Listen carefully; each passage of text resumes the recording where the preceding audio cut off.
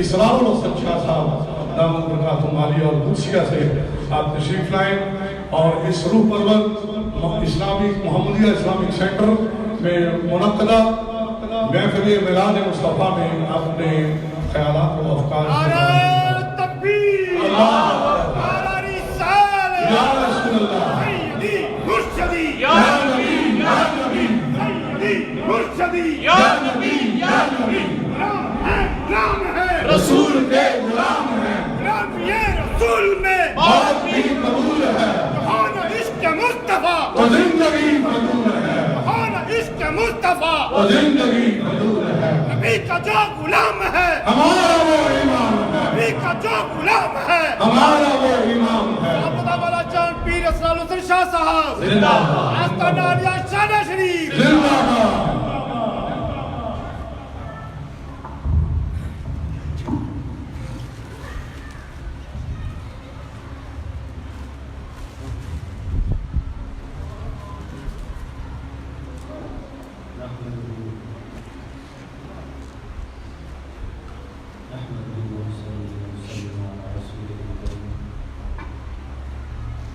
والحمد لله رب العالمين وبعد أعوذ بالله من الشيطان الرجيم بسم الله الرحمن الرحيم ومن يعظم شعائر الله فإنها من تقوى القلوب صدق الله العظيم إن الله وملائكته يصلون على النبي يا أيها الذين آمنوا صلوا عليه وسلموا تسليما محبت سے بابا اللہ سکائے اللہ صلی اللہ علیہ وسلم کی بارگاہ میں دعا کرتے ہیں صلی اللہ علیہ وسلم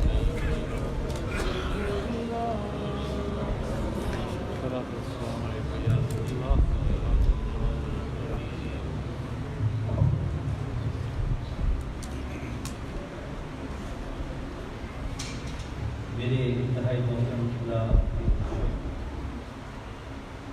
علماء اکرام معزز سامعین کرام میرے محترم بھائیوں بزرگوں السلام علیکم ورحمۃ اللہ وبرکاتہ۔ وعلیکم السلام ورحمۃ اللہ وبرکاتہ۔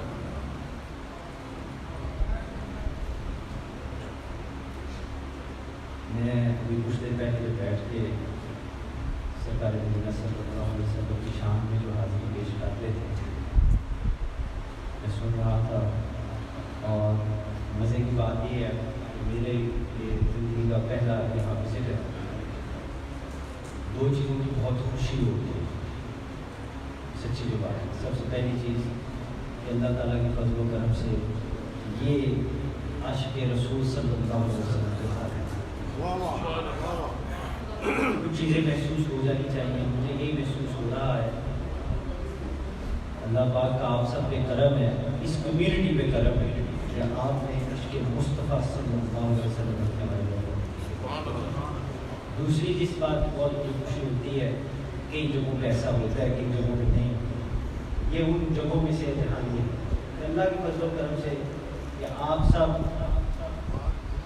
زیادہ تر آپ لوگوں نے آپ کے نوجوان اولاد بیٹے ساتھ شامل اور یہ بہت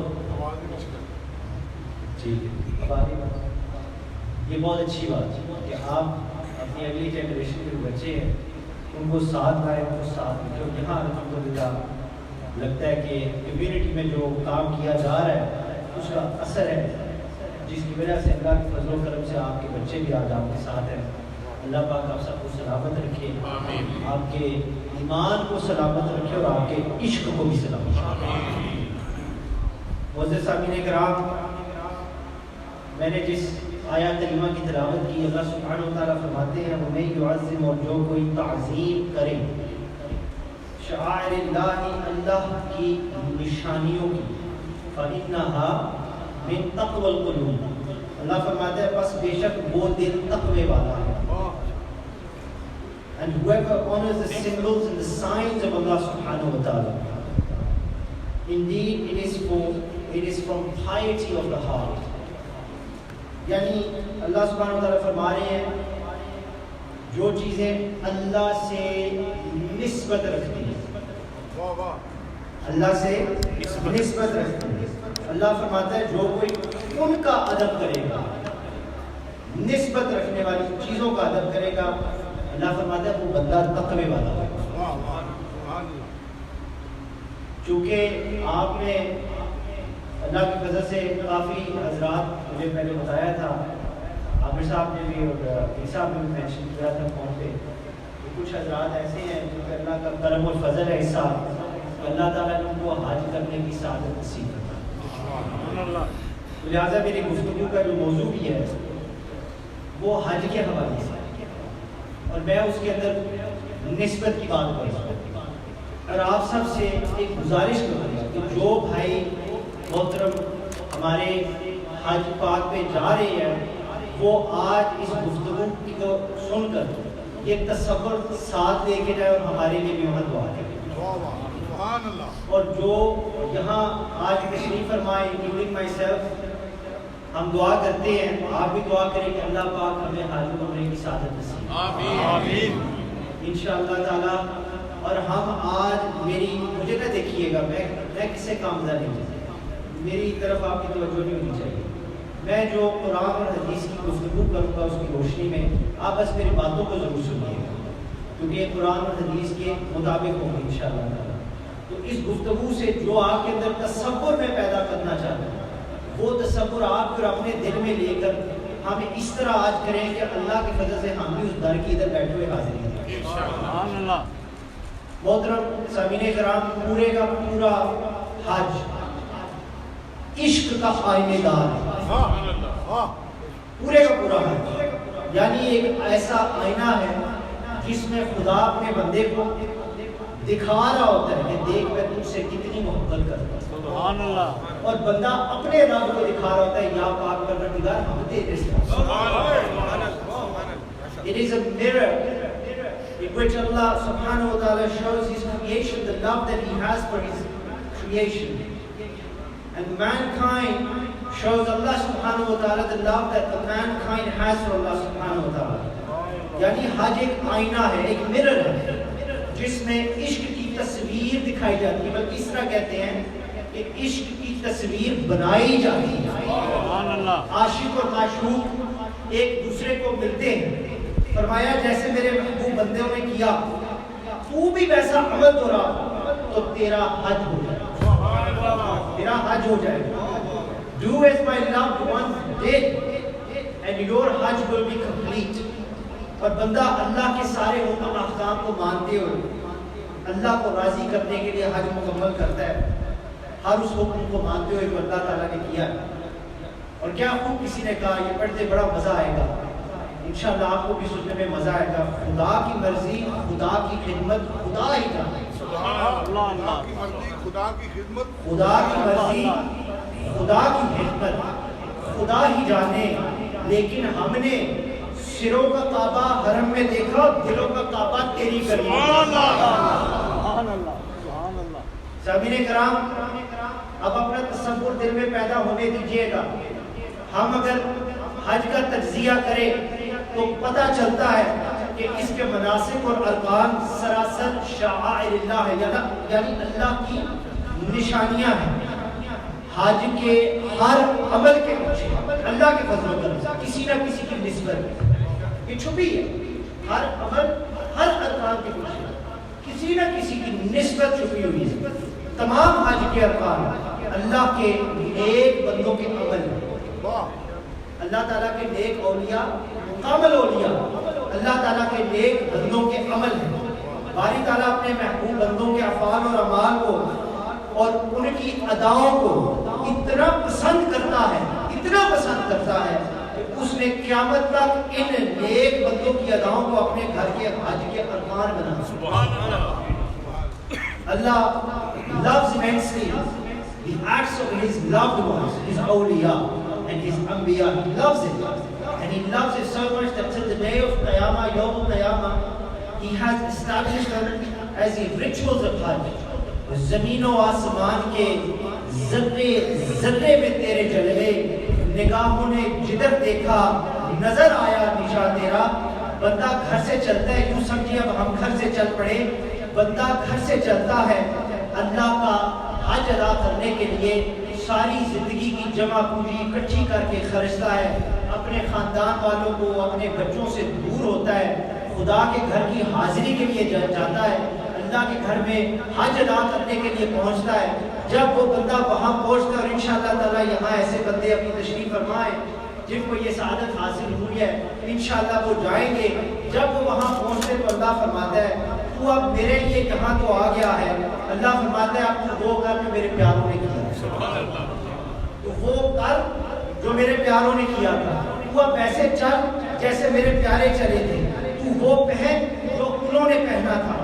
ہر عمل کے پیچھے اللہ کے محبوبوں کی کسی نہ کسی نسبت کا حوالہ ضرور ہے. تو اللہ فرماتا ہے تو ایسا کرے گا تو میں تمہیں گناہوں سے پاک کروں گا. سبحان اللہ.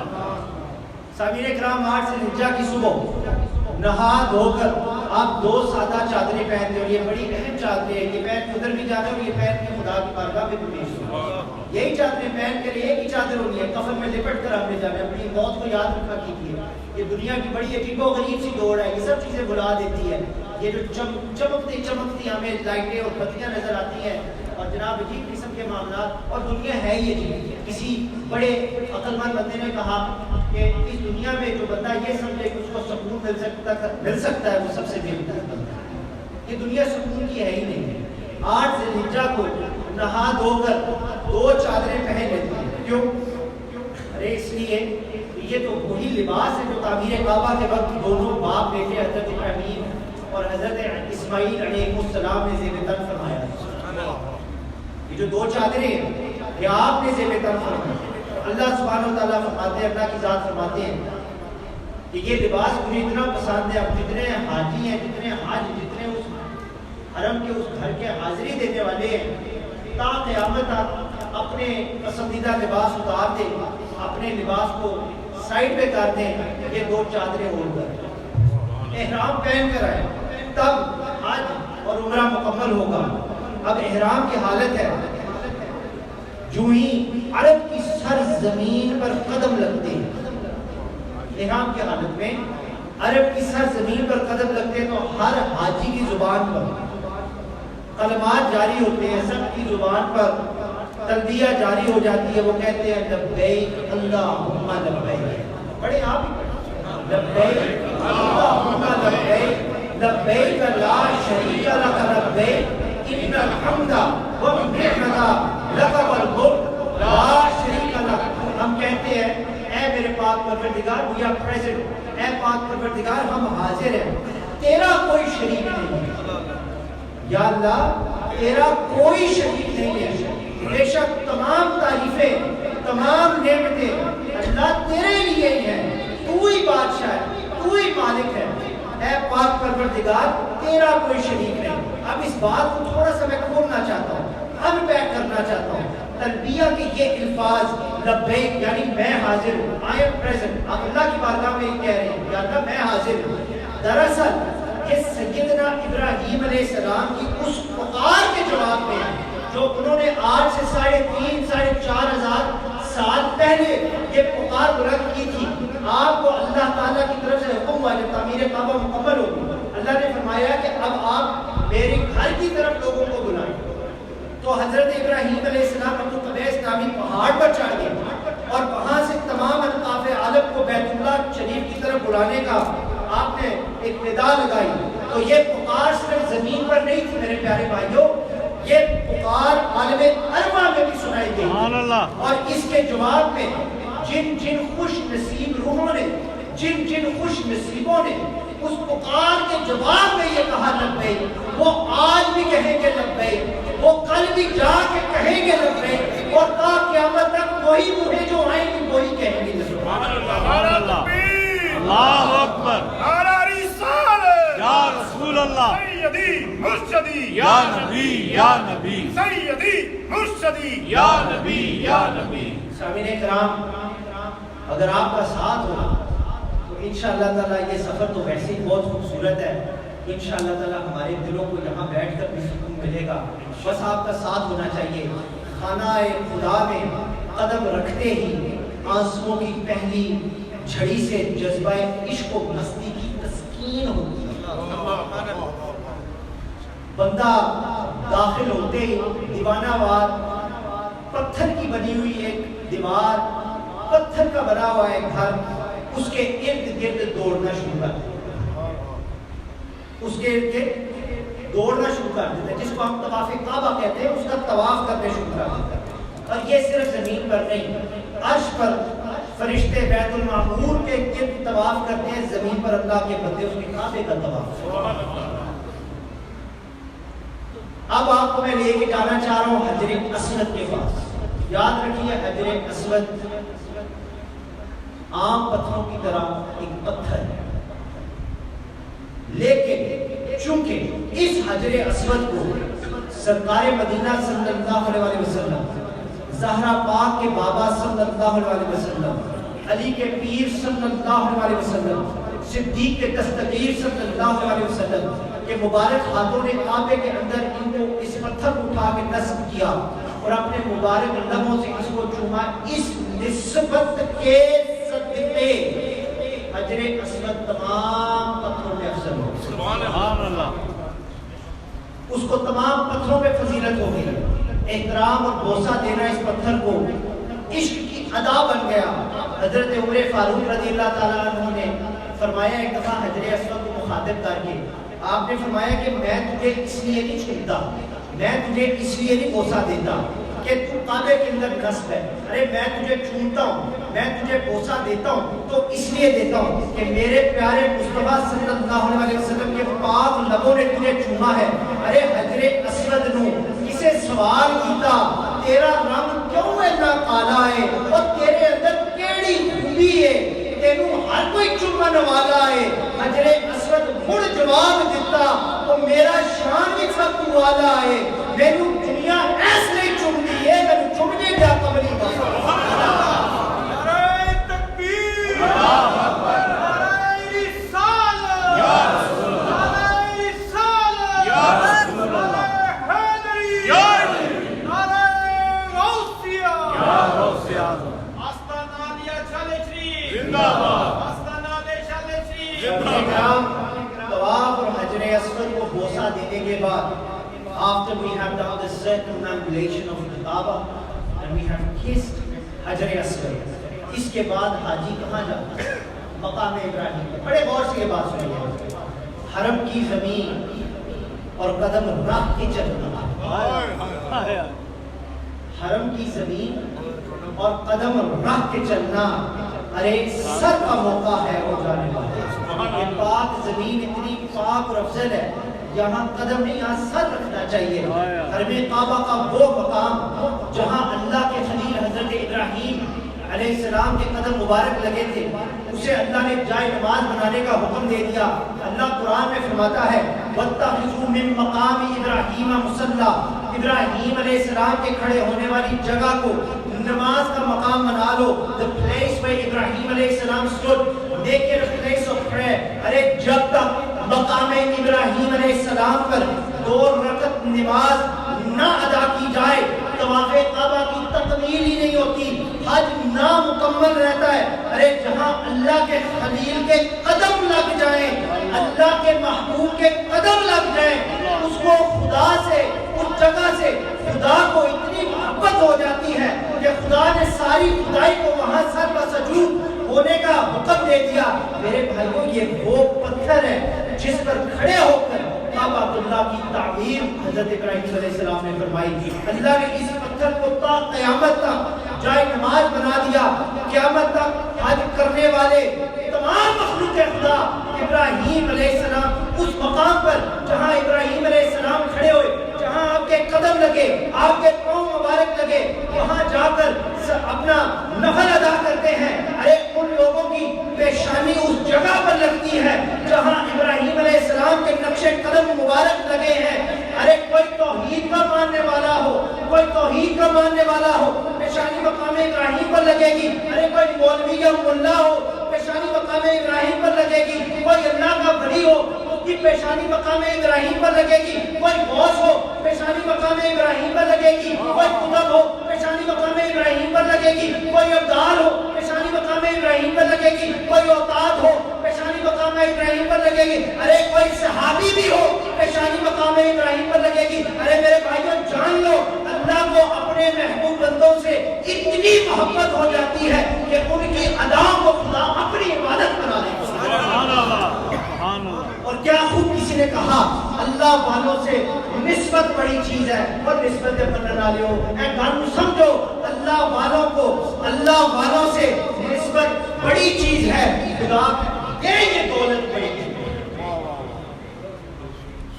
اور ایک اور بات اور طلب ہے کہ یہ جو ریچولز ہیں، یہ جو ایکٹس ہیں، مقام ابراہیم پر جا کر 2 نفل ادا کرنے، پیشانی ادھر لگانی جہاں ابراہیم علیہ السلام کے قدم لگے، یہ ایسے عمل ہے جن کا عبادت سے ظاہری طور پہ کوئی تعلق نہیں، there's no affiliation, there's absolutely no relation، ظاہری طور پہ اس کا عبادت سے کوئی تعلق نہیں، لیکن خدا کو اتنا پسند آ گیا کہ اس کو اس نے اپنی عبادت بنا دیا۔ جیسے کہ حضرت حاجرہ سلام اللہ علیہا، آپ کی وہ صفا مروہ کا جو مقام ہے، آپ حضرت حاجرہ رضی اللہ تعالیٰ عنہ، آپ اللہ کی ولیہ ہیں، اللہ تعالیٰ کی ولیہ ہیں، اللہ تعالیٰ کی نیک بندی ہیں۔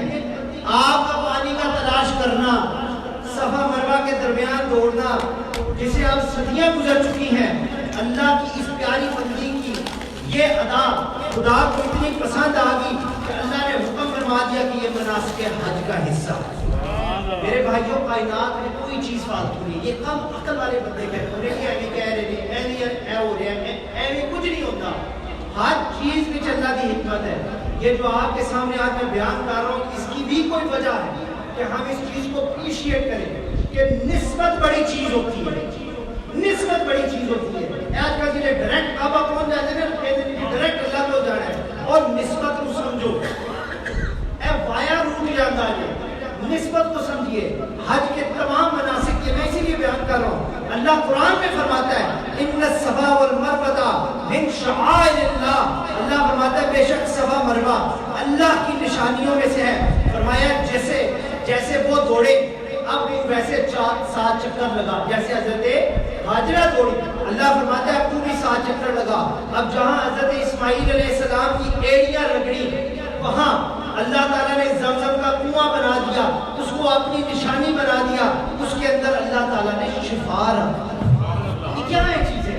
یہ اللہ کی نشانی ہے۔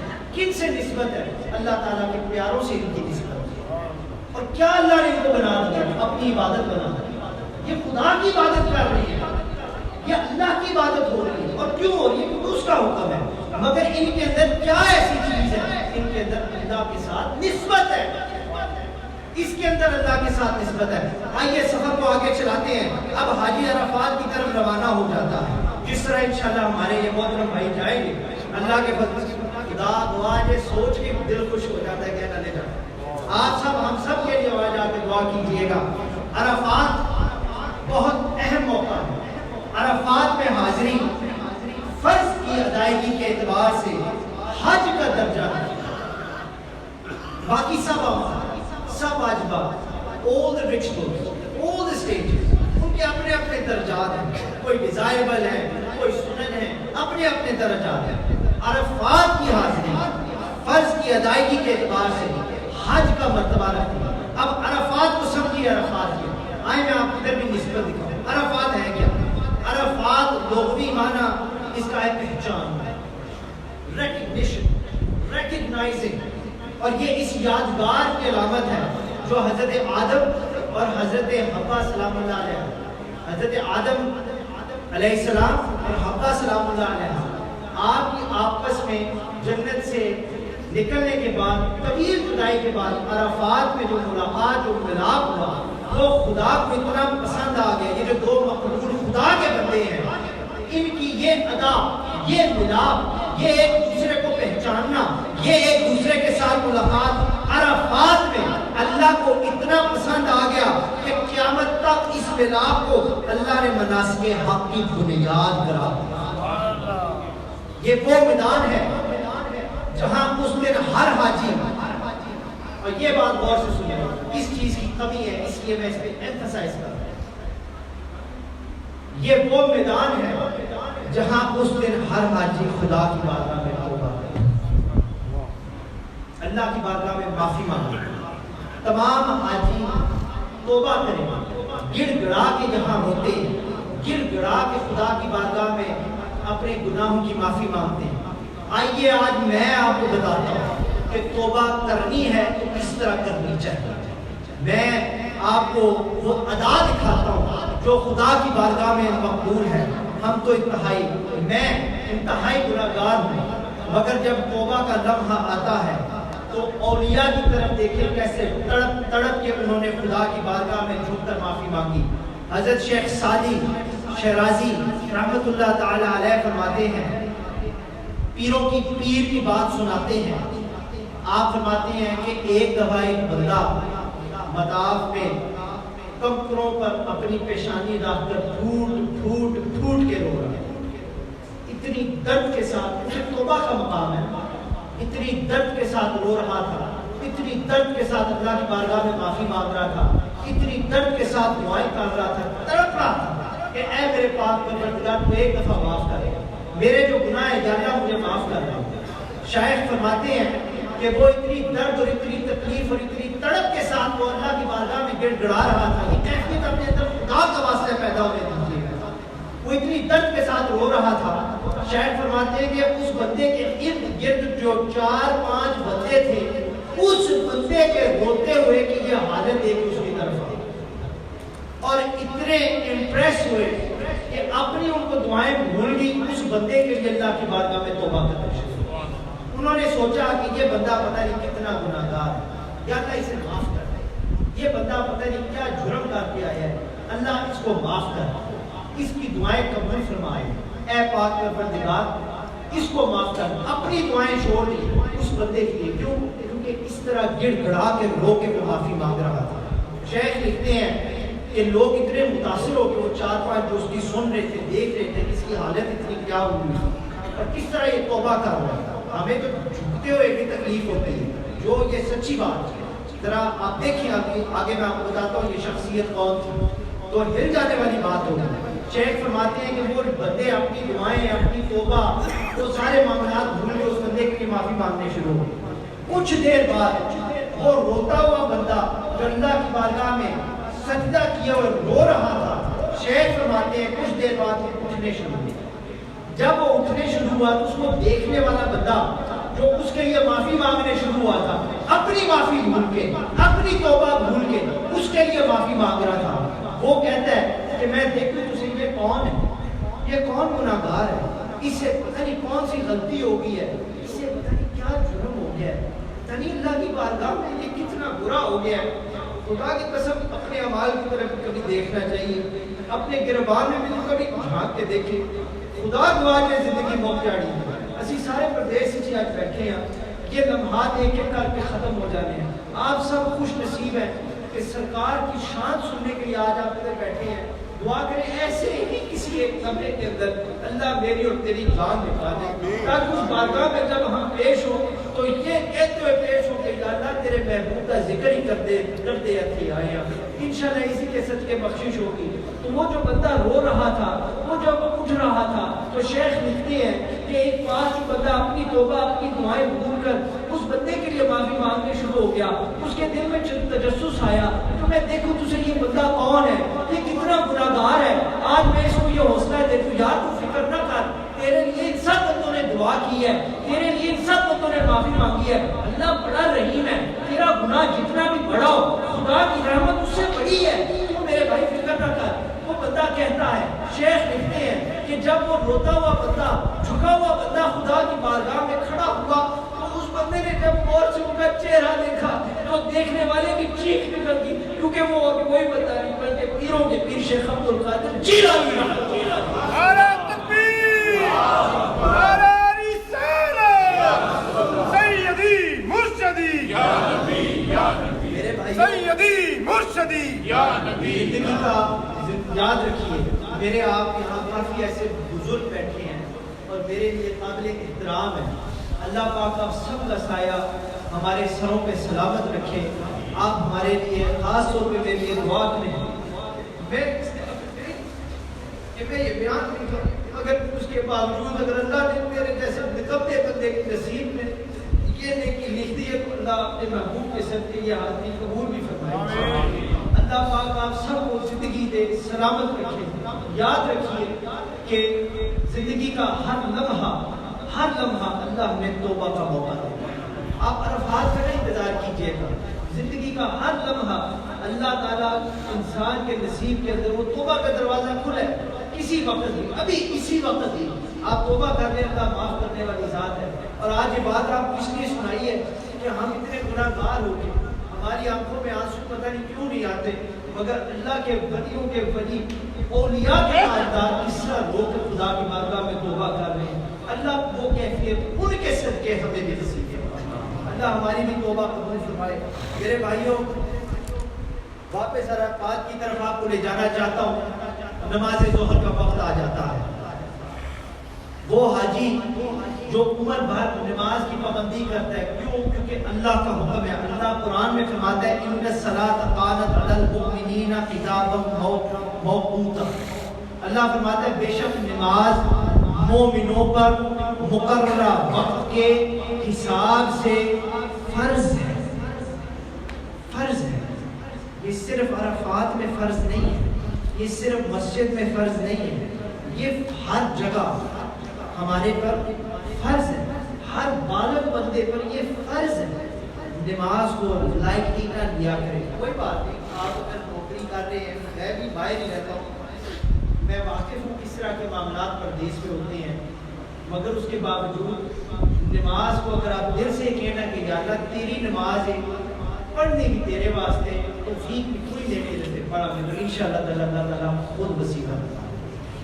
شاید آپ کا جو باس ہے، شاید آپ کا جو امپلائر ہے، خود آپ کو کہ اگر آپ اس کو جا کے کہیں کہ مجھے نماز کے لیے تھوڑی سی بریک دے دے، باقی کھانے پینے کی بے شک بریک نہ دے، اسموکنگ بریک مجھے بے شک نہ دے، مجھے صرف 10 منٹ میں نماز پڑھنے کے لیے بریک دے دے۔ میں بھی گوروں کے ملک میں رہا ہوں، اللہ کی فضل و کرم سے میری پیدائش بھی انگلینڈ کی ہے، اور اللہ کی فضل و کرم سے سرکار کی جوتی کے ساتھ لگی خاک کے صدقے میں ٹاپ انسٹیٹیوشن میں پڑھا ہوں، اور میں آپ کو جو بات بتا رہا ہوں جو میرا بھی تجربہ ہے، آپ نیت سے خدا سے مانگے نا تو سخت سے سخت دن اللہ آپ کے حق میں مول کر۔ سبحان اللہ۔ تو نماز ہر ایک پہ فرض ہے۔ اللہ تعالیٰ نے فرمایا مقررہ وقت پہ یہ مومن پہ فرض ہے نماز ادا کرنا۔ اس حکم کی تعمیل کی عادت حاجی کی ہے۔ اب عرفات میں نماز ظہر کا وقت ہو گیا، اس کو عادت ہے کہ وقت پر اس نے نماز ادا کرنی ہے، کیونکہ اللہ کا قانون ہے، اللہ کا حکم ہے۔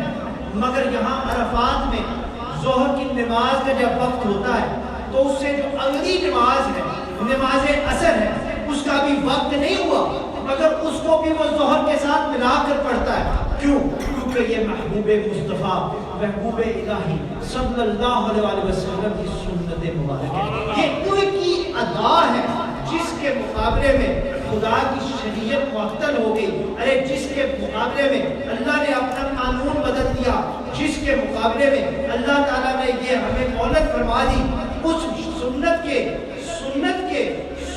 کے اس ادا پر عمل کرتے ہوئے اللہ تعالیٰ نے اجازت دے دی کہ تم اپنے مقررہ وقت میں نہیں، تم عصر و ظہر کو ملا کر اور پھر حاجی پڑھتے ہیں، پھر نماز مغرب کا وقت آ جاتا ہے۔ یہاں بھی ایسا ہی ماجرا ہے۔ یہ نسبت دیکھیں نا، یہ میں آپ کو نسبت دکھا دوں، اللہ کا قانون ہے، اللہ کا قانون ہے، مگر دیکھیے کس کی نسبت کے صدقے یہ چیزیں بدلی جاتی ہیں۔ اللہ کے محبوب صلی اللہ علیہ وسلم کی نسبت کے صدقے وہ چیزیں بدل جاتی ہیں۔ نماز مغرب کا وقت آ جاتا ہے، دوبارہ وہ حاجی، وہ بندہ عرفات میں موجود ہے، نماز مغرب کا وقت آ گیا، مقررہ وقت پر نماز پڑھنے کا عادی ہے، کوئی اس کے دل کے اندر کھوٹ نہیں ہے، کوئی اس کے دل کے اندر یہ بات نہیں ہے کہ میں اس ٹائم پہ نماز ہی پڑھوں گا، اور کدھر پڑھے نہ پڑھے اوتھے ٹائم پہ پڑھے گا، مگر نماز مغرب کا وقت آ جاتا ہے، اللہ کے فضل و کرم سے اس وقت نماز مغرب کا جب وقت آتا ہے تو نماز مغرب اپنے وقت پہ نہیں پڑھتا، بلکہ مزدلفہ چلا جاتا ہے، وہاں جا کر نبی کریم صلی اللہ علیہ وسلم کی سنت پاک کے مطابق وہاں جا کر عشاء کے ساتھ مغرب کو سبحان اللہ۔ سامعین کرام، سفر کو تھوڑا سا آگے اور لے کر چلتے ہیں۔ حاجیوں پر مناسک حج میں سے ایک واجب جو چیز ہے وہ رمی جمرات میں شیطان کو کنکر مارنا، شیطان کو کنکر مارنا۔ 10 ذی الحجہ سے لے کر 13 ذی الحجہ سعادت حج حاصل کرنے والے عرفات مزدلفہ سے فارغ ہو کر لوٹتے ہیں سنت ابراہیم علیہ السلام کی پیروی کرتے ہوئے جا کر جمرات میں شیطانوں کو کم کرنا. اب یہاں ایک فرق ڈالنا چاہتا ہوں اور اس کو آپ کے سامنے اس طرح ایکسپریس کروں گا کہ شاید کوئی عقل والا یہ سوال کرے گا کہ اپنے ہاتھوں سے پلرز بنائے ہیں ستون بنائے ہیں ان کو شیطان سمجھ کر کنکریاں مارنا اس میں کیا ہے؟ شاید دیکھنے والا اگر کوئی کافر ہو میں بھی وہ یہ بات کہہ سکتے ہیں کہ what's the logic in this؟ اس کے اندر کیا لاجک ہے؟ خود ہی ستون بنائے ہیں خود ہی ان کو شیطان کہہ رہے ہیں اور ان کو آپ کنکر مار رہے ہیں. اس کے اندر لاجک کیا ہے؟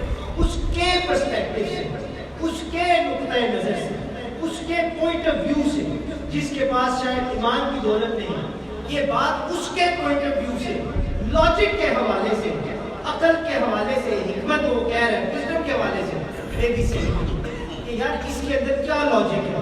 لیکن کوئی عقل والا میں دوبارہ کہتا ہوں کوئی عقل والا ایک بار پھر کہہ دیتا ہوں ارے کوئی عقل والا کیا جانے عشق کی بات یہ معشوق کی اداؤں کی پیروی ہو رہی ہے یہ اللہ کے محبوبوں کی ادائیں ہیں جسے اللہ ہمارے ذریعے دہرا رہا ہے. اقبال نے خوب کہا عقل کو تنقید سے فرصت نہیں عقل کو تنقید سے فرصت نہیں عشق پر اپنے اعمال کی بنیاد. میرے بھائیوں اپنے عشق کو ذرا زندہ رکھو. میں صرف ایمان کی دعا نہیں مانگتا ایمان اللہ سب کا سلامت رکھے اس کے ساتھ اللہ ہمارا عشق بھی سلامت رکھے. اپنے عشق کو زندہ رکھو. ارے عشق کو جاننا ہے عشق کو پہچاننا ہے تو داتا علی کی حجویری رحمت اللہ تعالیٰ علیہ کی حجویری میں چلتے ہیں. ارے ان کے بارے میں بندے کچھ کہتے ہیں میں اور آپ نہیں کہتے کچھ بندے کہتے ہیں کہ وہ تو دنیا سے چلے گئے وہ تو زندہ نہیں. تو پھر مجھے آج اس بات کا جواب دے دو کہ دنیا سے جا کر بھی لاکھوں یتیموں کو ہزاروں مدرسوں کو ان کی سالانہ آمدن سے پالا اور چلایا جا رہا ہے اور ہم اور آپ زندہ ہیں. ہماری کمائیوں سے کتنے کے مدرسے اور کتنے کے یتیم جاننے میں پال رہے ہیں. اس بات کو کبھی سوچیں. آپ میرے ساتھ حضور غوث کائنات کی نصیب علی شاہ صاحب رحمۃ اللہ تعالیٰ علیہ جس در کا میں کتا ہوں اس در کی میں بات کرتا ہوں. آپ ادھر آ جائیے اللہ تعالیٰ کے قابل بنی ہیں ان کے آستانے پر میں نے ایک دن حساب لگانے کی کوشش کی 3 وقت کا کھانا دیا جاتا ہے 350 کی تعداد میں بندے روزانہ وہاں رہ رہے ہیں. روٹی کپڑا مکان ہے جڑے نعرے لگتے ہیں نا اللہ کے ولیاں نے صرف نعرے لائے نہیں بلکہ انہوں کر کے بخایا ہے اللہ تعالیٰ کے فضل و کرم سے.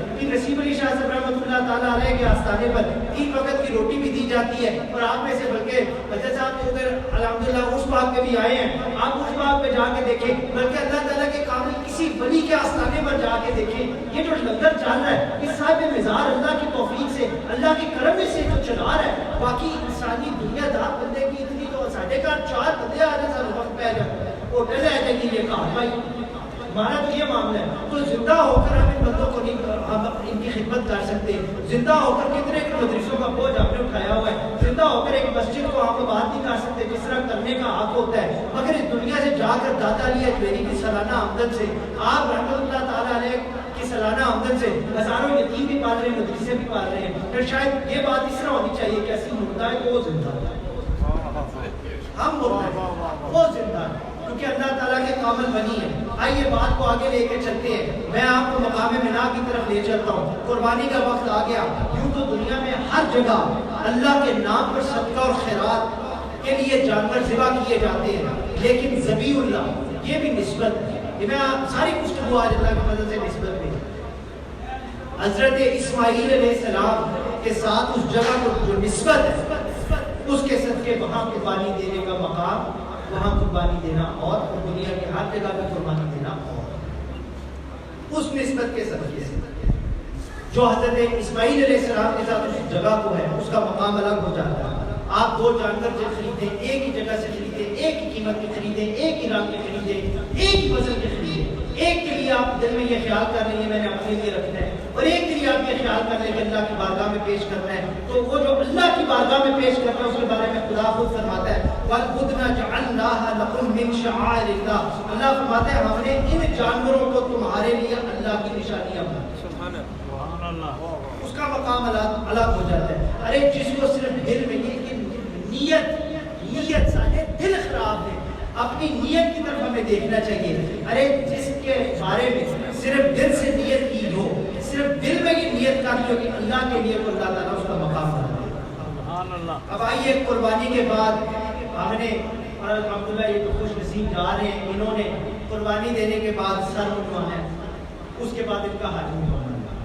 اب یہ خاص طور پر نوجوانوں کے لیے بہت ضروری بات ہے، آپ ذرا یہ بہت سے میری بات سنیے کہ حاجیوں کا مقام کیا ہے۔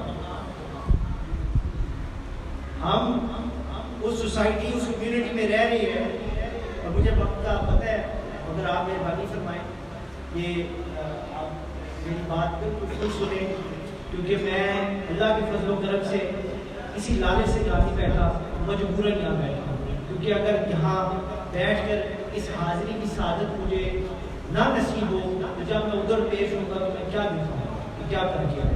تو اللہ شاید اس محفل کی صدقے مجھے بخش دے۔ ہماری کمیونٹی کے اندر خاص طور پہ جو ہم نوجوان اپنے بزرگوں کا احترام نہیں کرتے، ہمیں چاہیے کہ احترام کیا کرے، اور خاص طور پہ جو حاجی ہوتے ہیں، جب کوئی حج کر کے آتا ہے یا ویسے ہی آپ کو بھی پتہ ہے، آپ نے بھی سنا ہوگا، میرے سے زیادہ آپ نے دنیا کری ہے کہ سم ٹائمز ہم تنزیہ تو ایک ڈیروگیٹری وے میں ہم لوگوں کو جو زیادہ نمازیں پڑھنے شروع ہو گئے تو وہ حاجیات مسئلہ۔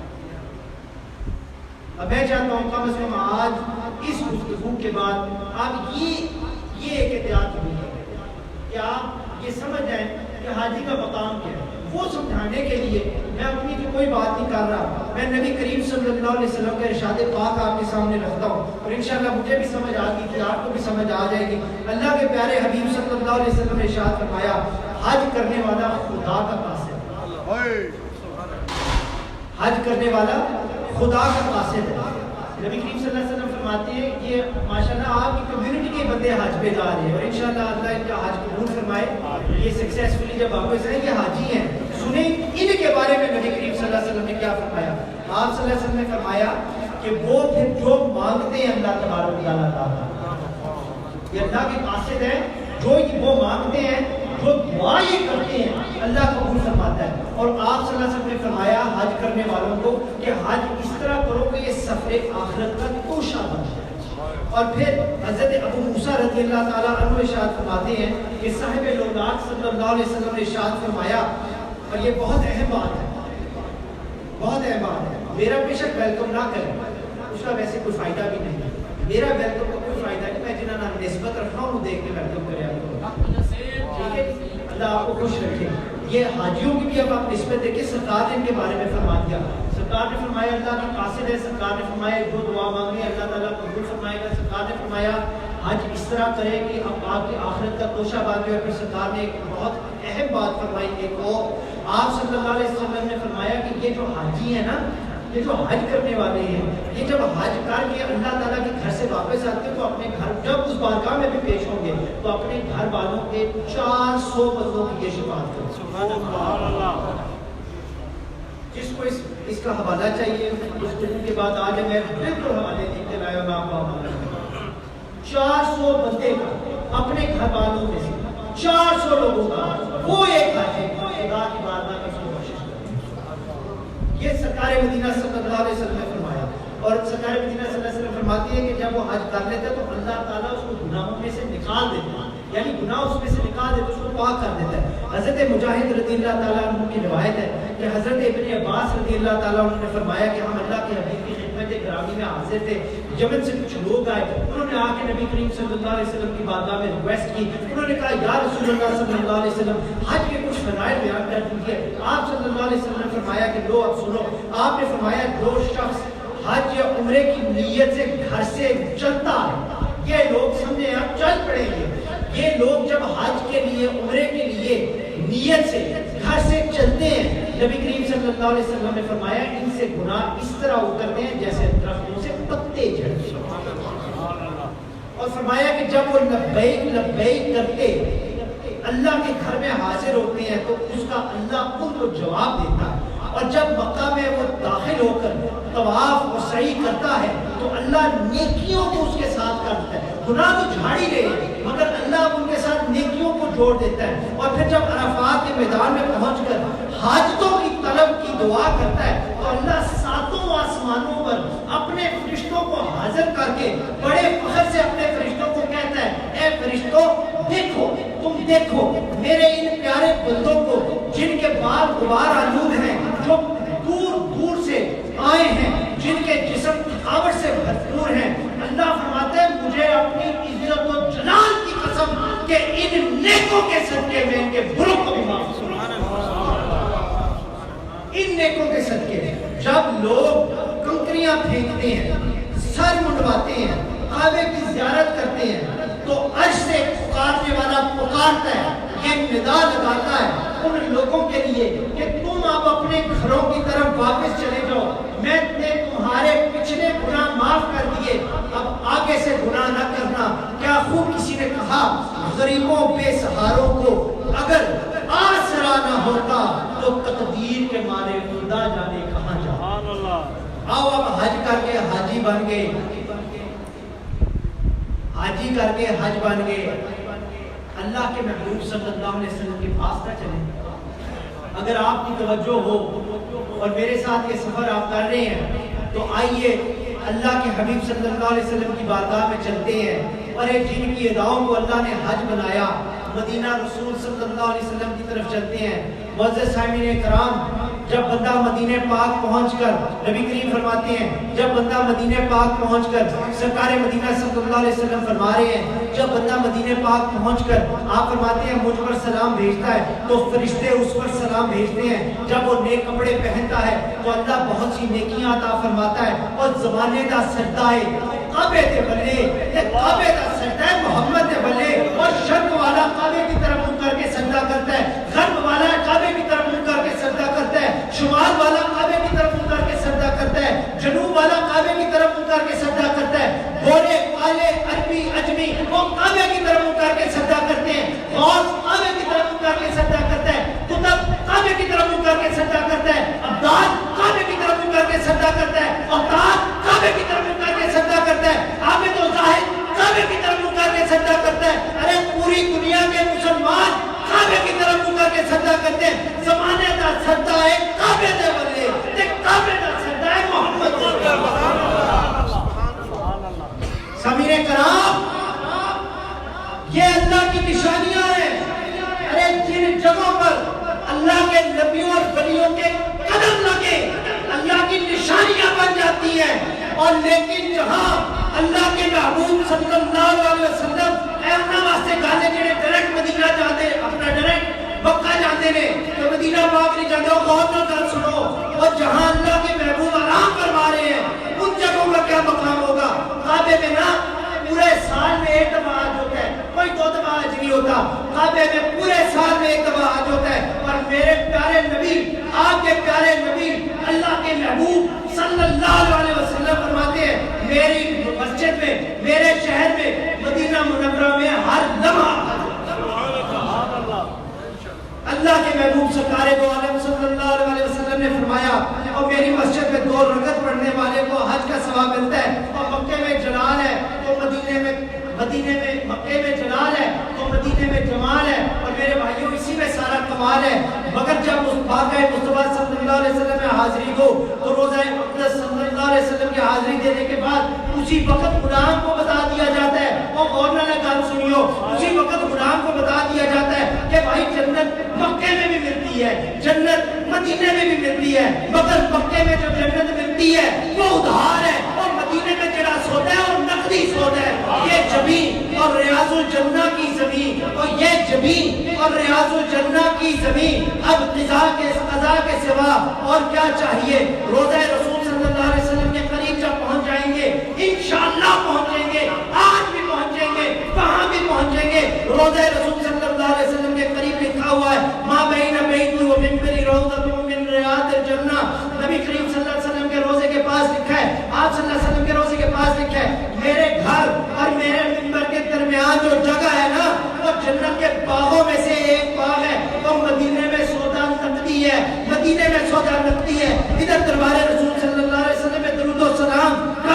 سلام پیش کرتے ہیں، جنت کی کیاریوں میں جا کے بیٹھ جاتے ہیں، اور ممبر اور حجرے کے درمیان کوئی آسمان نہیں ہے، کوئی عرش سے آسمان نہیں نیچے آیا ہوا، ممبر اور حجرے کے درمیان، ممبر رسول صلی اللہ علیہ وسلم اور حجرے کے درمیان زمین ہی ہے، مگر یہ اتنی مقدس ہے، اور اس کی وجہ یہ ہے کہ یہاں قدم مبارک نبی کریم صلی اللہ علیہ وسلم کے جس زمین پر اللہ تعالیٰ کے برگزیدہ بندوں کے قدم مبارک پڑ جائے، اور جس زمین کو اللہ کے پیاروں سے نسبت ہو جائے، وہ عظیم و شان، عظمت و شان والی زمین، عظمت و شان والی جگہ بن جاتی ہے۔ اور غور سے سنو، اور جس جگہ پر حضرت آدم علیہ السلام کے قدم لگ گئے وہ میدان عرفات بن گیا، جہاں نوح علیہ السلام کے قدم لگ گئے وہاں جودی پہاڑ بن گیا، جہاں سیدہ حاجرہ کے قدم لگ گئے وہ صفا مروہ شعائر اللہ خدا کی نشانی بن گیا، جہاں حضرت اسماعیل علیہ السلام کے قدم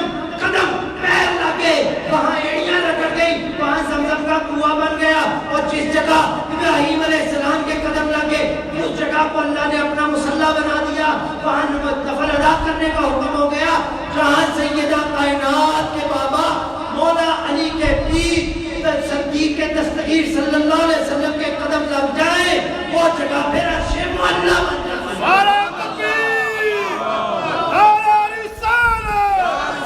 سیدی مرشدی یا نبی یا نبی، سیدی مرشدی یا نبی یا نبی، حیدری نعرہ حیدری، نعرہ تحقیق، اونا پتھراں تو اور لوکی جند بار دے جنہ چوم لینے قدم سرکار دے۔ ارے دنیا کے جو شہنشاہ ہیں نا، دنیا کی جو بادشاہ ہیں، ان کے محلوں کی چوکی داری ہم جیسے خاکی کرتے ہیں، مگر تاجدار مدینہ صلی اللہ علیہ وسلم آپ کے شہر کی چوکی داری افلاقی کرتے ہیں۔ اور یہ اگلا مصرع آپ میرے ساتھ ذرا ہو کے پڑھیے، بڑا ایدہ چاسا نہ دے، نہ جنت کی گلیوں میں دیکھا، آپ بھی پڑھیے، نہ جنت کی گلیوں میں دیکھا، نہ جنت کی گلیوں میں دیکھا، مزہ جو مدینے کی گلیوں میں دیکھا۔ اب یہ کمال کی بات آنے لگی ہے، اور نسبت کو سمجھو، آپ اللہ کے فضل سے نسبت کو سمجھنے اور ماننے والے ہیں۔ اللہ پاک آپ کا یہ خزانہ محفوظ رکھے، قیامت تک محفوظ رکھے۔ اس میدان میں جب سب نے حاضر ہونا ہے، اس خزانے دولت کے ساتھ حاضر ہوں۔ حضرت شمس العارفین رحمت اللہ تعالیٰ علیہ کے پاس ایک مرید گیا، عرض کی حضور مدینہ رسول صلی اللہ علیہ وسلم جا رہا ہوں، مدینہ رسول صلی اللہ علیہ وسلم کی حاضری نصیب ہو رہی ہے، حضرت آپ حکم فرمائیں آپ کے لیے واپسی میں کیا لاؤں؟ حضرت شمس العارفین رحمت اللہ تعالیٰ علیہ کی آنکھوں میں آنسو آ گئے، مرید کے چہرے کو دیکھنے شروع ہو گئے۔ میرے لیے یہ بیان کرنا بھی مشکل ہو جاتا ہے، مرید کے چہرے کو دیکھنے شروع ہو گئے۔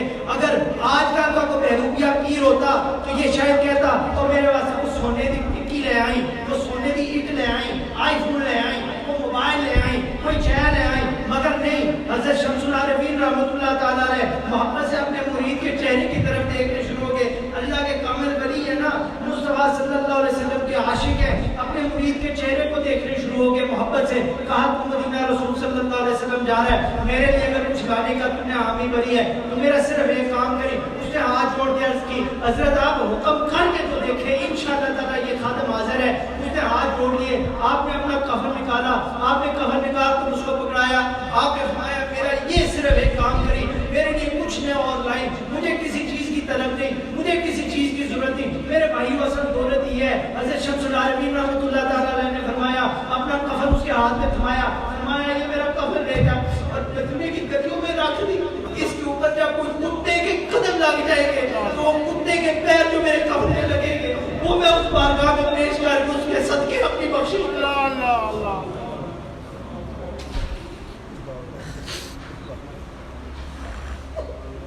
نعرہ تکبیر، نعرہ رسالت، نعرہ رسالت، سیدی مرشدی یا نبی یا خدا کرے قبول ہو ہمارا عشق مصطفیٰ، خدا کرے قبول ہو، خدا کرے قبول ہو۔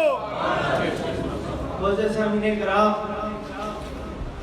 مدینے کے کتے کی قدموں کی اتنی شان، حضرت شمس العارفین فرماتے ہیں میرے کفن پہ لانے تو اس کے صدقے میری بخشش ہو جائے، یہ میری بخشش کا سامان بن جائے۔ میرے بھائیو امام احمد بن حنبل رحمت اللہ تعالی علیہ مدینے کے راستوں کے ذروں کو چومتے پھرتے تھے، صرف اس لیے کہ یہاں ہمارے محبوب صلی اللہ علیہ وسلم کے قدم لگ گئے ہوں گے، تیرا سنگ در جو نہ مل سکا یا رسول اللہ صلی اللہ علیہ وسلم، تیرا سنگ در جو نہ مل سکا، تیرے راہ گزر کی زمینی صحیح ہمیں سجدہ کرنے سے غرض ہے، جو وہاں نہیں تو یہیں سے۔ سامعین کرام، مکے میں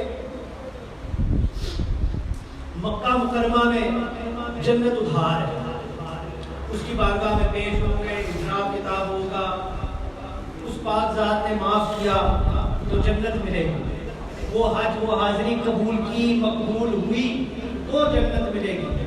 مکے میں جنت ادھار ہے اور بڑی شرائط ہے اس کی، مگر سیدہ کائنات کہ بابا صلی اللہ علیہ وسلم، علی کے پیر صلی اللہ علیہ وسلم کی چوکھٹ پر جنت خیرات کی جا رہی ہے، اور یہ بڑی اہم بات ہے، بڑی اہم بات ہے، جنہوں ہے گا سمجھ آگے وہ سارے کام ہوئے۔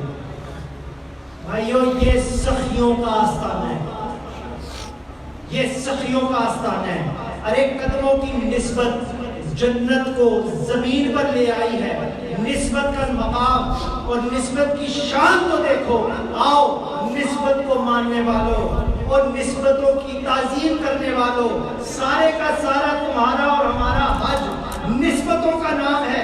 مصطفیٰ کے عاشقوں، سوئے مدینہ والوں، حج تو اللہ کے معشوقوں کی اداؤں کا نام ہے۔ ارے او سوئے مدینہ والوں، مصطفیٰ صلی اللہ علیہ وسلم کے عاشقوں، اللہ کو تو تم نے راضی کر ہی لیا ہے، آؤ مصطفیٰ کو بھی راضی کر لو۔ اور یہ اگلی جو بات میں آپ کے سامنے کرنے جا رہا ہوں، یہ بڑی احتیاط سے کروں گا تاکہ اس کی ایک تو ہمیں انشاءاللہ سمجھ بھی آئے، اور اگر کسی کو اس بات کے بعد کوئی کسی قسم کی جو مجھے امید ہے انشاءاللہ اس کم از کم اس مجمع اور اس شہر میں نہیں ہونی، اللہ کا ادھر کرم ہے، اور یہ بات آپ کو خوش کرنے کے لیے نہیں کر رہا، مجھے آپ کی خوشامد کرنے کی کوئی ضرورت نہیں ہے، جو میرے دل کو محسوس ہو رہا ہے وہ آپ کو کہہ رہا ہوں۔ اللہ کا اس کمیونٹی پہ کرم ہے، اور انشاءاللہ تعالی اللہ تعالیٰ اسی طرح اس کمیونٹی پہ اپنا کرم اور فضل رکھے۔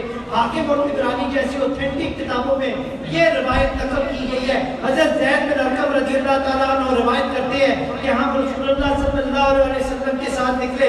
اب میں آپ کو یہاں سے اٹھا کے ایک اور وقت میں لے کے جانا چاہ رہا ہوں، اللہ کرے کہ میں اس چیز میں کامیاب ہو سکوں۔ حضرت زید بن ارقم رضی اللہ تعالیٰ عنہ روایت کرتے ہیں کہ ہم رسول اللہ صلی اللہ علیہ وسلم کے ساتھ نکلے، جہاں تک کہ غدیر قوم پہنچ گئے۔ یہ ایک وہ مقام ہے، یہ بلکہ بات اس وقت کی ہے جب نبی کریم صلی اللہ علیہ وسلم نے حج کر اپنا آخری حج کر لاکھوں کی تعداد میں اپنے صحابہ کے ساتھ سفر کے لیے نکل پڑے، واپس مدینہ پاک چلنے کے لیے نکل پڑے۔ راستے میں حضرت زید بن ارقم رضی اللہ تعالیٰ عنہ فرماتے ہیں، آپ روایت کرتے ہیں کہ ایک جگہ آگے جس کا نام غدیر قوم ہے، وہاں جب ہم پہنچے تو آپ صلی اللہ علیہ وسلم نے فرمایا کہ سائبہ لگا لو، اپنے کیمپ لگا لو، یہاں کچھ دیر آرام کریں گے۔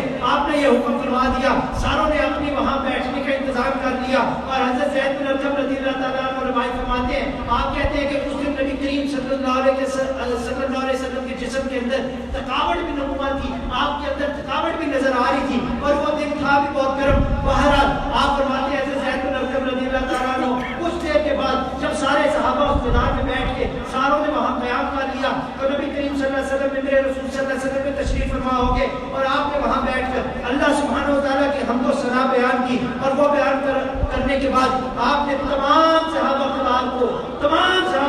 کو متوجہ کیا، آپ نے مخاطب کیا، آپ نے ان کو فرمایا کہ بتاؤ اے لوگوں، اللہ تعالیٰ نے جنت میں اللہ تعالیٰ نے جتنے نبی بھیجے ہیں، ہر آنے والے نبی سے پہلے جو گیا نبی ہے، ان دونوں کے مقابلے میں آنے والے نبی کی جانے والے نبی سے زندگی آدھی ہوئی ہے۔ آپ صلی اللہ علیہ وسلم نے فرمایا ان قریب مجھے بھی بلاوا آنے والا ہے اور میں اس کو قبول کر لوں گا۔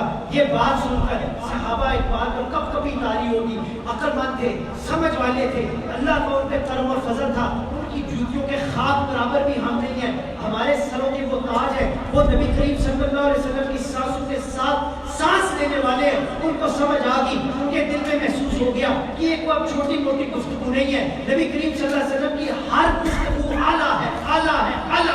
ان کو کو اس بات کی سمجھ آ گئی کہ جو حجۃ الوداع ہو گیا ہے، یہ اب جو نبی کریم صلی اللہ علیہ وسلم نے جانے کی بات کر دی ہے، شاید وہ وقت بہت قریب ہے، کیونکہ آپ صلی اللہ علیہ وسلم نے فرما دیا ہے. بڑے غور سے آپ کی بات سننے شروع ہو گئے. حضرت محمد صلی اللہ علیہ وسلم، نبی کریم صلی اللہ علیہ وسلم نے اگلی جو بات فرمائی غور سے سنیے گا. حضرت زید بن ارقم رضی اللہ تعالیٰ عنہ روایت فرماتے ہیں نبی کریم صلی اللہ علیہ وسلم نے وہاں بیٹھے فرمایا وَإِنِّي تَارِكٌ فِيكُمْ ثَقَلَيْنِ. آپ صلی اللہ علیہ وسلم نے فرمایا ارے لوگوں، میں تمہارے درمیان دو چیزیں چھوڑے جا رہا ہوں. اب یہ وہ بات کر رہا ہوں جس کی آج کے دور میں بہت زیادہ کمی ہے، جانتے ہوئے بھی اس سچائی سے دور ہو گئے.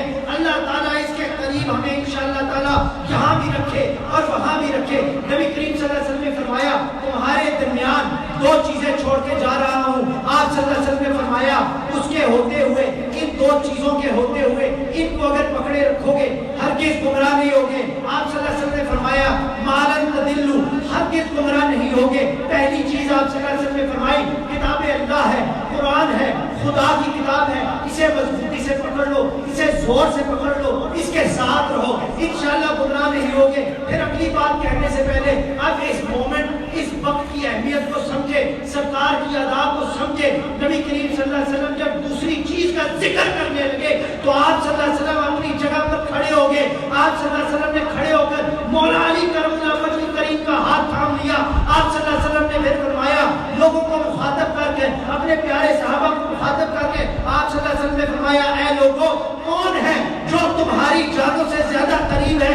صحابہ کے بعد میں یک زباں ہو کر، ایک زباں ہو کر نبی کریم صلی اللہ علیہ وسلم کی بارگاہ میں عرض کی یا رسول اللہ صلی اللہ علیہ وسلم، آپ اللہ اور اللہ کا رسول صلی اللہ علیہ وسلم اس سوال کا بہتر جواب جانتے ہیں، آپ کو بہتر پتا ہے کہ اس سوال کا جواب کیا ہے. آپ صلی اللہ علیہ وسلم نے پھر فرمایا کیونکہ یہ بات بہت ضروری تھی، اس بات کو سمجھنا بہت ضروری ہے. اے میری مومنوں کی جو تفریق ہے، جو ونڈ ہے، وہ مولا علی میں آ کر ہوئی، یہ بات سمجھے. آپ صلی اللہ علیہ وسلم نے پھر فرمایا، آپ صلی اللہ علیہ وسلم نے فرمایا اے لوگوں، کیا میں تمہاری جانوں کے قریب تر نہیں ہوں؟ سارے صحابہ کے بعد نے دوبارہ یک زباں ہو کر عرض کی یا رسول اللہ صلی اللہ علیہ وسلم، بے شک آپ ہماری جانوں کے قریب تر ہیں. پھر آپ صلی اللہ علیہ وسلم نے اگلی جو بات فرمائی وہ بہت اہم ہے. آپ صلی اللہ علیہ وسلم نے فرمایا ارے من کنت مولاہ فعلی مولا، اور جس کا میں مولا اس کا علی مولا.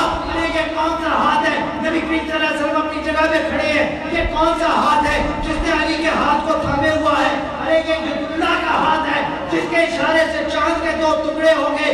مولا علی علی ہے، مولا علی علی، اور شیر خدا علی ہے، مشکل خدا، مشکل کشا علی علی علی، مولا علی ہے. ارے میرے بھائیوں، اس بات پہ غور کرو. اللہ کی خاطر جب قربانی کے لیے خریدے ہوئے دو جانور جن میں سے ایک کو خدا کی بارگاہ میں پیش کر دو تو ایک ہی لمحے میں ایک عام ہو گیا جس کو اپنے لیے رکھا، اور ایک خاص ہو گیا جو اس کی قربانی کے لیے پیش کیا. اب جس ہستی کی میں ذکر کر رہا ہوں، جس ہستی کا میں ذکر کر رہا ہوں، جس کی تعظیم کو اللہ تعالیٰ نے اپنی عبادت بنا لیا، ارے کیوں نہ ہو بستر مصطفیٰ صلی اللہ علیہ وسلم پہ تاریخ اسلام میں نبی کریم صلی اللہ علیہ وسلم کی اپنی نبی کریم صلی اللہ علیہ وسلم کی عزت اور آپ کے لیے اپنی جان کی قربانی پیش کرنے والے، ارے یہ وہ علی ہیں، یہ وہ ہستی ہیں جن کا ہم ذکر کر رہے ہیں، جس ذات نے اپنی زندگی کو رضا الہی اور عزت نم سے رسالت صلی اللہ علیہ وسلم کی بات کرنے والوں اس بات کو غور سے سنو.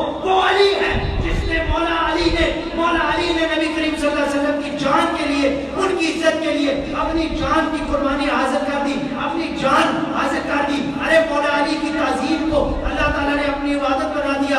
ارے نسبت کے ماننے والوں، ارے میرے ساتھ تو کم از کم آؤ تمہیں میں بتاؤں کہ نسبت کیا ہے. ان ابو سعید قال قال رسول اللہ صلی اللہ علیہ وسلم علی منی وانا من علی. ارے نبی کریم صلی اللہ علیہ وسلم نے فرمایا اس بات کی گہرائی کو سمجھو. آپ صلی اللہ علیہ وسلم نے فرمایا علی مجھ سے ہے، علی مجھ سے ہے، اور یہاں تک نہیں. پھر آپ صلی اللہ علیہ وسلم نے فرمایا اور میں علی سے ہوں. آپ صلی اللہ علیہ وسلم نے فرمایا ذکر علی عبادت. ارے علی کا ذکر بھی خدا کی عبادت ہے، علی کی زیارت خدا کی عبادت ہے، علی کی محبت نبی کی محبت ہے، علی کی جان علی جان اسلام ہے. ہر ولی علی کا ہی تو غلام ہے. ارے مدینے میں علی کی چہرے کی زیارت کرو اور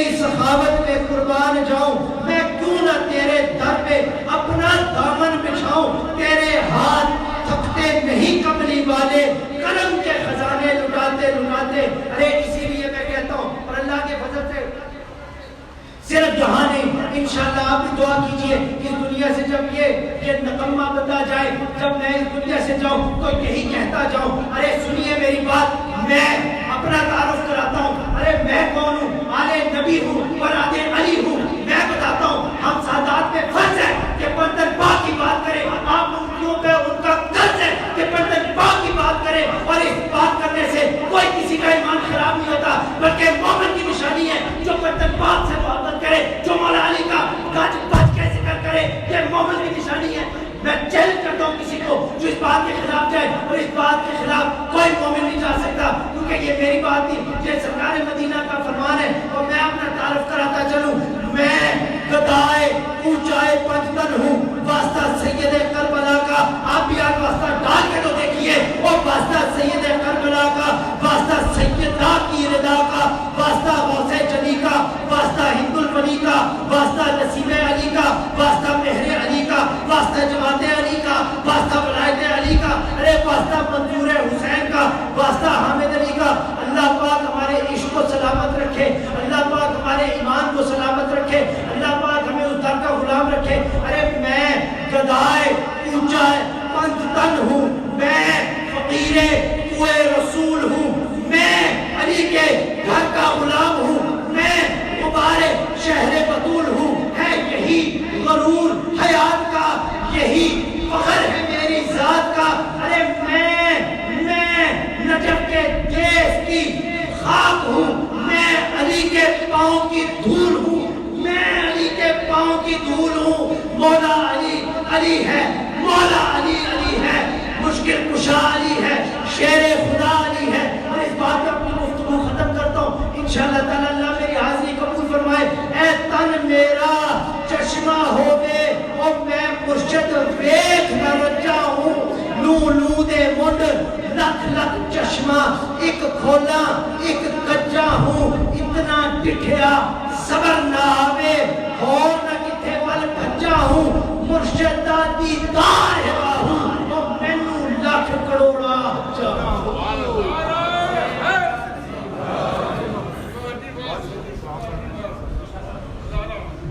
سلام کریے کھڑے۔ زندہ باد، زندہ باد۔ حق بیان کیتا سید بادشاہ۔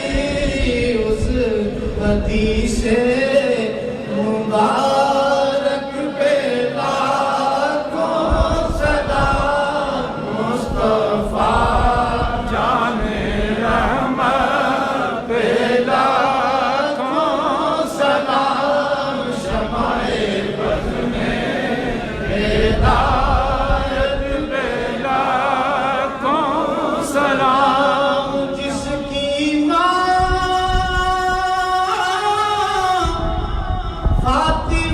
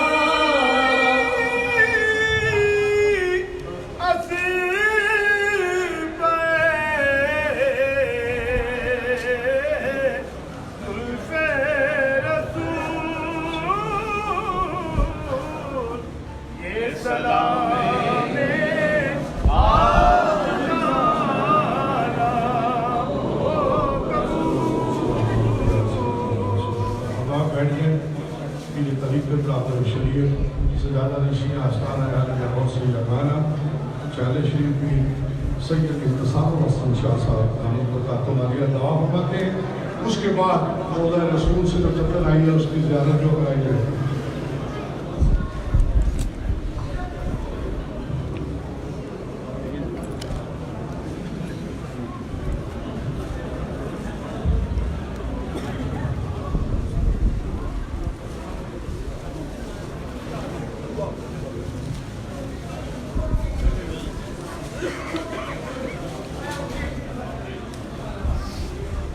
اللهم صل على سيدنا ومولانا محمد وعلى آل سيدنا ومولانا محمد وبارك وسلم. برمولا کریم کریم کریم عظیم جلال شریف اپنے محبوب پاک صلی اللہ علیہ وسلم کا صدقہ سارے سب حاضری قبول کریں. فرما اس محفل پاک کو اپنی بارگاہ میں شرف قبول نصیب فرما. اس محفل پاک کا صدقہ میرے مولا کریم سارے سب سے صغیرہ کبیرہ گناہ معاف فرما. سن سب پانچ وقت نماز پڑھنے کی توفیق عطا فرما. سن سب رزق حلال نصیب فرما. تمام بیماروں کو شفا کاملہ عاجلہ عطا فرما.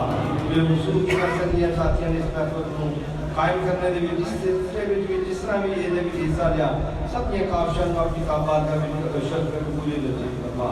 بالخصوص حاجی صاحب جڑے بھی حاجی حضرات جا رہے ہیں سب کا حاجی بیت اللہ قبول کے منظور فرما. بالخصوص حاجی صاحب کی محترمہ نے حاجی رزاق صاحب دی اللہ دی اہلیہ مجھے کے کاملہ عاجلہ عطا فرما.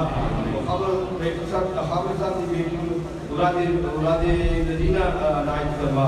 اور مدینہ گروپ والے جتنے بھی اس میں مدینہ گروپ میں ممبران کے جا رہے ہیں میرے مولا کریم سب کے اپنا فضل دے کرم فرما. جتنے سکی ساتھی اس محفل میں چاہتے ہیں سب سے صغیرہ کبیرہ گناہ معاف فرما. سب کے ظاہری باطنی دنیاوی مشکلات آسان فرما. تمام بیماروں کو شفا کاملہ عاجلہ عطا فرما. شاہ صاحب کو صحت کاملہ عاجلہ عطا فرما. انہیں اولاد کو نیک اور کامیاب فرما. میرے مولا کریم سب کو اہل بیت کا محبت اور محبت کرنے کی توفیق عطا فرما. سانو سب کو اسلامی تعلیمات میں پورا عمل کرنے کی توفیق عطا فرما. بالخصوص میرے مولا کریم بالخصوص سارے ملک پاکستان کو اپنا فضل دے کر فرما. پردیش میں جتنے بھی ساتھی نے سب کے عزتان محفوظ فرما. سب کے عزتان محفوظ فرما. بالخصوص میرے مولا کریم یہ سکی آپ سے نظر ایک سے جا رہے ہیں انہوں کی حاضری قبولیت مصیبت انہوں نے قبولیت فرما. اپنا فضل دے کرم فرما. میرے مولا کریم اپنے محبوب پاک صلی اللہ علیہ وسلم کا صدقہ سارے سب کو اپنا فضل دے کرم فرما. ربنا آتنا فی الدنیا حسنة وفي الآخرة حسنة وقنا عذاب النار وفوض أمري إلى الله إن الله بصير بالعباد. اللهم صل على سيدنا ومولانا محمد وعلى آل سيدنا ومولانا محمد وبارك وسلم أجمعين برحمتك يا أرحم الراحمين. اس واسطے کہ حدیث میں کیا ہے 6 بجے وائنڈ اپ کر لیں 10 منٹ پہلا انشاءاللہ بھائی روضہ رسول اللہ لنگر کی صاحب واسطے لنگر کا بھی تمام یہ کہ اور چدر تجارت بھی نہیں ہوتا ہے.